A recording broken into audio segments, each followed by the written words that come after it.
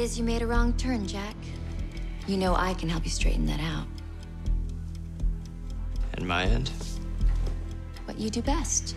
This year, when Electronic Arts first demoed the Run at their E3 press conference, you could almost hear the air being sucked through teeth as the normal pedal-to-the-metal chase was usurped by a flurry of on-foot QuickTime events. After spending a few hours behind the wheel and cruising ever eastward, we can safely say that the Run is still all about the drive. That's not to say that there isn't a story. There's a multi-million-dollar purse for whoever can get from the rolling hills of SF to the mean streets of NYC the fastest, and by any means necessary.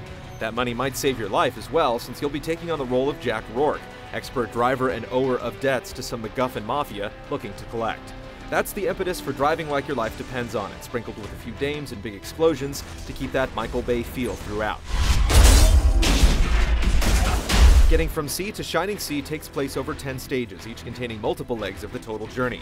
After picking your starting car, you'll have to make it out of San Fran bullet style, losing cops, trading paint with other racers, and whatever else to make it to Vegas in the top 150 or be eliminated. Beelining to New York will take you through national forests rife with off-road shortcuts, as well as Death Valley's obscuring sandstorms. The general idea of finishing a race is replaced with eliminating other racers, making up time, and evading the good men of the Highway Patrol. Checkpoints and time limits give every heat a sense of urgency, though you do get a few do-overs with a rewind mechanic. The mini-map will reveal alternate routes, but don't get too adventurous off the pavement or you'll forfeit a rewind when you go out of bounds. Likewise, take too many hits and you'll have to try again. Though your licensed car can take a lot of punishment, something the game doesn't hesitate to show off. There's even an in-race photo mode that lets you snap shots.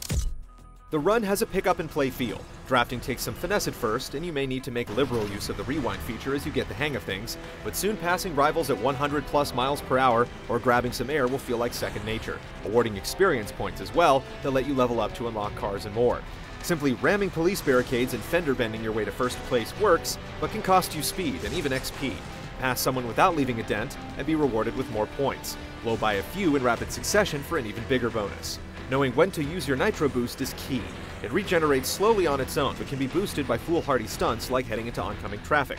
Do well, and you're able to flaunt your greatness with the return of Autolog, which lets all your friends know how much better you did on any particular segment. XP also comes into play during multiplayer, where placing and meeting certain goals result in an XP boon. We tried out two different modes, but both had an emphasis on finishing first. Everything is locked into the same tier of cars for the races, with randomized playlists of varying difficulty.